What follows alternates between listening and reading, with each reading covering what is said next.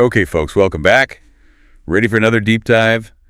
This time we're heading into the desert with the Israelites. Exodus chapter 17, to be exact.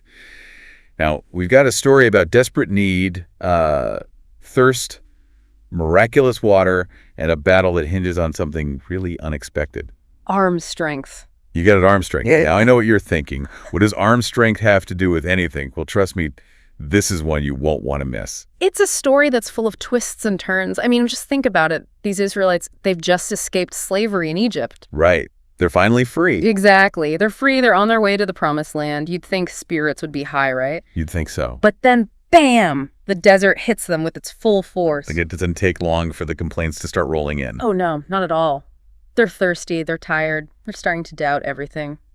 Moses' leadership, even God's presence. Yeah, you really see that human side of them coming out, right? I mean, can you blame them? You're in the middle of nowhere, no water in sight. And you start thinking, did Moses really lead us out here to die? And that's where we land in Rephidim. It's more than just a place in the desert. These names, Massa and Meribah, meaning testing and quarreling, they really highlight that internal struggle the Israelites faced.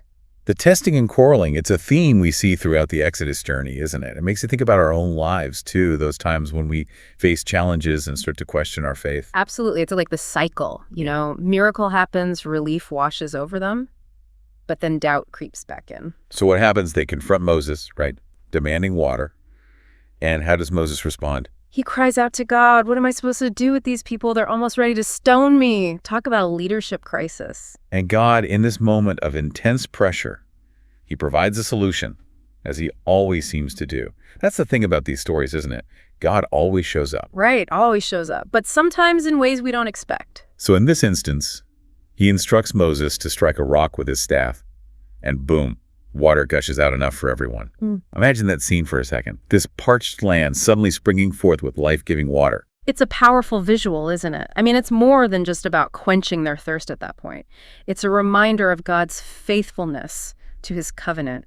It's a sign that he's with them, even in the harshest conditions. A true testament to his provision and power, right? Yeah. But the relief, it doesn't last for long. No, not at all. Because almost immediately a new threat emerges, the Amalekites. And this time it's not just about thirst, it's about survival. Right. So we've got this new challenge. The Amalekites, a fierce nomadic tribe. They attack the Israelites, and now we're talking about a full-blown battle. And this is where the story takes that really fascinating turn. We have Moses up on a hilltop staff of God in hand, and Joshua leading the Israelite army down in the valley. It's like this two-pronged approach, right? Right. Spiritual and physical working together. But then things get interesting. It's not just a regular battle. There's this strange connection between Moses' raised arms and the Israelites' success. I mean, as long as his arms are up, the Israelites are winning. It's like he becomes this conduit for God's power. His raised arms, a physical manifestation of prayer and dependence on God. But then his arms get tired, as anyone's arms would, right? Well, yeah, holding your arms up for who knows how long, that's got to get tiring. Absolutely. And as soon as his arms drop, the Amalekites start gaining ground. But here's where we see this beautiful image of communal support kicking in. Aaron and Hur, they see Moses struggling, so they step in and hold up his arms. So it's not all on Moses' shoulders, right? Exactly. It becomes a team effort, a shared responsibility. And it's a powerful reminder for us, too. We weren't meant to face challenges alone. We need each other. We need that support system to help us hold up our arms when we grow weary. They keep those arms up, and in the end, the Israelites are victorious. A testament to perseverance, teamwork, and faith. But the story doesn't end there. There's a really interesting detail. God commands them to remember this victory and to remember their enemy, the Amalekites. What's the significance of that? This command, it signifies an ongoing struggle. The Amalekites, they weren't just some random desert tribe. They represented something much bigger.